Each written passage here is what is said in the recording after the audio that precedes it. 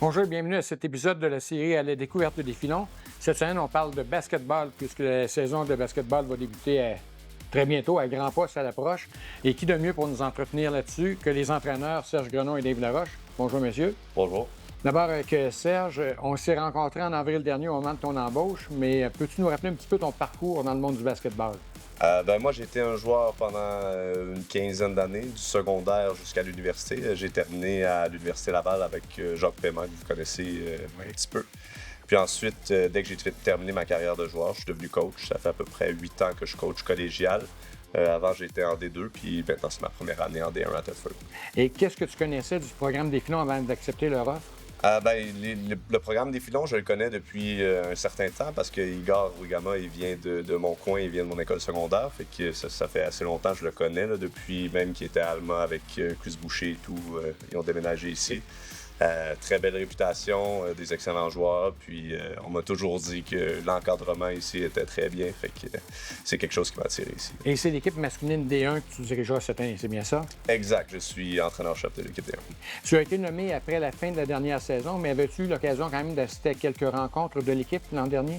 L'an dernier, lors de mon embauche, j'ai rencontré tous les joueurs individuellement pour avoir une petite idée de qui j'allais avoir affaire. Puis j'ai dû recruter énormément de joueurs parce qu'il en restait à peu près 6 ou 7 sur l'équipe. Maintenant, on est 13 ou 14, donc je connais la majorité des joueurs assez bien. Justement, je voulais que tu nous en parles du recrutement. Comment ça s'est passé de ce côté-là? C'était assez difficile parce qu'en fin d'année, la majorité des bons joueurs au secondaire sont déjà pris.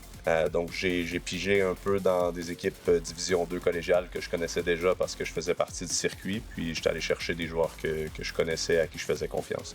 Et ça ressemblera à quoi comme composition d'équipe cette saison en termes de vétérans et de recrues? En termes de vétérans de Thetford, j'en ai seulement 5 ou 6, mais en termes de vétérans, la majorité de mes joueurs sont pas des premières années, sont au moins des deuxième ou troisième années. Donc j'ai quand même une équipe de vétérans, quand même une équipe expérimentée. Même si la saison régulière va débuter au cours des prochains jours, vous avez quand même déjà disputé quelques rencontres préparatoires. As-tu aimé ce que tu as vu?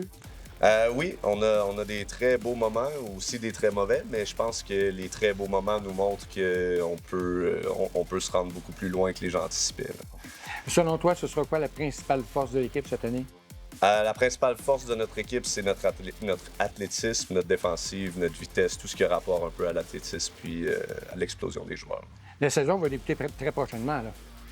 Oui, la saison débute ce vendredi contre Champlain-Saint-Lambert. Ça devrait être un très bon match. Une équipe qui fait toujours bien à chaque année, qui se rend dans les playoffs. Donc, c'est une équipe que j'aimerais battre comme premier match. Déjà un beau défi en commençant. Exact. OK.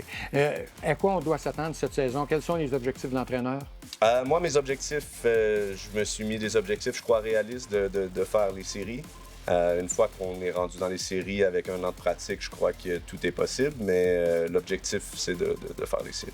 La dernière saison, on le sait, a été un petit peu plus difficile. On va chercher à revenir au standard précédent. Exact. L'objectif, c'est de redevenir une puissance, une place où ce que les gens veulent aller, où ce que les joueurs de l'extérieur veulent venir à Thetford pour attirer le meilleur talent puis avoir les plus hauts objectifs possibles. C'est un calendrier de combien de matchs qui attend les filons à Division 1? Nous, on a 16 matchs. Oui. 16 matchs. Okay. Il y a évidemment d'autres rencontres à travers la saison régulière quand même. Oui, en pré-saison, on a eu 7 matchs préparatoires, dont 2 tournois. On risque d'avoir quelques matchs préparatoires entre les 2 sessions automne-hiver. Puis ensuite, à la fin de l'année, on risque de faire un tournoi de fin d'année pour le plaisir des gars. Là. Et pour le bénéfice des téléspectateurs, on peut rappeler la date du premier match de la saison? Ce vendredi à 19h, je crois, si je me rappelle bien, contre l'équipe de Champlain-Saint-Lambert. Et ça promet déjà. Ça promet déjà. Moi, je pense qu'on peut sortir de là avec une victoire en commençant. Merci Serge, bonne saison. On va passer avec Dave maintenant. Merci. Dave, à l'instar de Serge, tu as été embauché au printemps dernier. Les derniers mois ont ressemblé à quoi?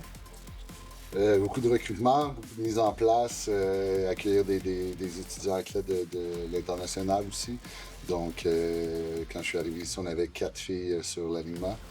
Donc, présentement, on est 11. Donc, j'ai réussi à rentrer 7 filles, 7 recrues là, pour cette saison-ci. Ça a été un été assez occupé, je comprends. On était très occupés. Beaucoup de téléphones, beaucoup de courriels, beaucoup de messages textes, mais on a réussi. Ouais. Avant de parler de la saison à venir, un petit peu un instant de ce qu'on a fait avec Serge, tu peux nous parler un petit peu de qui est Dave Laroche? Oui, en fait, je suis bachelier en éducation physique. J'ai fini à l'Université de Sherbrooke en 2005. Après ça, je me suis promené là, à essayer de gagner ma vie à coach au basket, au Triolet à Sherbrooke, aussi dans Saint-François à Québec. J'ai coaché pendant 10 ans les filles à Sainte-Foy, Division 1. Puis après ça, j'ai été au Saguenay, être responsable de la région là-bas en termes de développement, basket, arbitre, coach et compagnie. Puis depuis le mois d'avril, je suis ici à Patrick. Ce ne sera pas donc une première expérience avec les filles? Non, ça fait depuis 2012 que je suis avec les filles. Oui. Et qu'est-ce qui t'a incité à te joindre au programme des filons? Un peu comme ça, l'encadrement, tous les services qui nous sont offerts à nous, autant qu'aux coachs qu'aux athlètes. Il y a beaucoup de support, on sent qu'il y a un filet de sécurité autour de nous pour toutes les situations possibles. Puis moi, c'est quelque chose dans mes valeurs. Je suis quelqu'un qui veut pousser vers l'avant, puis ici, je sens que l'équipe veut pousser vers l'avant. Accepter de diriger l'équipe féminine des deux, c'est un beau défi. Oui, vraiment. C'est le défi de remettre cette équipe-là un peu sur la nappe, comme on dit. Puis je ne vous cacherai pas que l'intérêt d'aller vers une division éventuellement est aussi très présent. Pour la prochaine saison, est-ce qu'on compte sur une toute nouvelle équipe ou s'il y a les retours de certaines joueuses? On a les retours de 3 filles pour l'instant. On attend la 4e là, avec sa blessure au genou. Mais c'est 7 filles sur 11 qui sont des premières années. Et à quoi a ressemblé le camp d'entraînement jusqu'à maintenant? On a appris à la dure, donc j'avais mentionné aux filles, on a joué les meilleures équipes possibles, on a joué des clubs juvéniles Division 1, on fait des tournois de Division 1 aussi, donc on a appris à la dure, mais on progresse énormément. On a gagné notre dernier match hors concours la semaine dernière, en vue de la saison qui commence en fin de semaine. Est-ce qu'il y a eu de belles surprises? Surprise, oui et non. Dans le sens, les plus belles surprises, c'est que la cohésion d'équipe est vraiment bonne, les filles s'entendent bien, c'est maintenant tous des amis. C'est ça qui me faisait peur un petit peu avec des filles d'un peu partout au Québec et de la France. Mais je vous dirais que la cohésion d'équipe est super bonne. Maintenant, sur le terrain, il faut continuer à progresser jour en jour. C'est vraiment une question de, je l'ai dit aux filles, c'est vraiment une question de processus et non pas de victoire-défaite pour l'instant. Tu viens de parler de joueuses de la France, donc je comprends qu'il y a encore eu du recrutement à l'international. Oui, Jacques nous a aidé énormément l'année passée à ce niveau-là. Avant notre arrivée, il avait déjà fait une tournée en France. Donc, chez les filles, on a 3 Françaises qui viennent d'arriver, qui sont toutes jeunes. Geneviève qui a encore 16 ans, qui est d'âge secondaire 5. Donc, c'est sûr, j'ai 3 Françaises. Où risque de se positionner l'équipe, selon toi, cette saison? Difficile à dire. Moi, je pense qu'on va dans le milieu de peloton. Un peu comme ça, le but, c'est de faire des séries. On est chanceux dans notre ligue, il y a 6 équipes sur 7 qui font des séries. Donc, on va essayer d'avoir des séries, mais l'objectif ultime serait d'avoir un match de barrage à la maison. Donc, il faut finir dans les 4 premières équipes.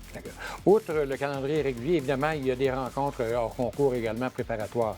Oui, des tournois, tout ça. Je suis rendu à 9 parties hors concours. On a fait un tournoi là, à Slam, à Saint-Lambert, justement, un des plus gros événements au Canada, la semaine dernière. Puis dans 2 semaines, on va à Toronto pour le Chris Marlin. C'est le même genre d'événement avec plein d'entraîneurs universitaires qui sont là pour le recrutement. Fait qu'on fait des gros événements pour les filles. Puis à Noël, au retour des fêtes, on s'en va à Boston. Donc faire un autre gros tournoi là-bas. Fait qu'on a 3 gros tournois d'envergure pendant l'année, plus la saison régulière. Donc, je comprends, préparer et diriger une équipe féminine comme ça de basketball, tout comme au niveau des garçons, c'est sans doute une tâche à temps plein. Sans l'ombre d'un doute. Il y a beaucoup de choses à les défis sont différents chez les garçons que chez les filles, mais l'encadrement, c'est au jour le jour. Même quand on ne pratique pas, on répond à des appels ou des courriels ou des situations d'urgence. D'urgence pas au niveau de la santé, mais d'urgence au niveau de l'école, quoi que ce soit, qu'il faut gérer. Donc oui, c'est un travail à temps plein. Il y a le recrutement à travers tout ça. Le recrutement est commencé depuis quelques semaines. Déjà, on commence à préparer la prochaine saison également. Ça, avec le recrutement est déjà commencé. On voyage, on s'en va un peu partout au Québec pour parler de notre programme à travers des matchs et pratiques. Donc oui, c'est un travail à temps plein. Dans un cas comme dans l'autre de vos 2 équipes, sentez-vous vos joueurs et vos joueuses fébriles là, à entreprendre la prochaine saison?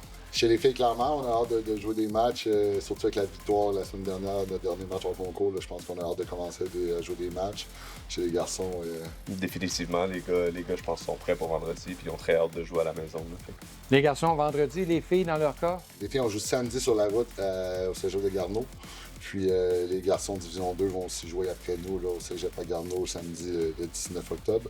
Puis dans 2 semaines après ça, c'est notre match d'ouverture ici le 2 novembre contre Sainte-Foy. Bien, il nous reste à vous souhaiter une excellente saison à vous deux et inviter les gens à venir assister à vos matchs locaux. Oui, dans grand nombre, ça va être le fun d'avoir des équipes compétitives à tous les niveaux. Merci à vous deux. Bonne saison. Merci.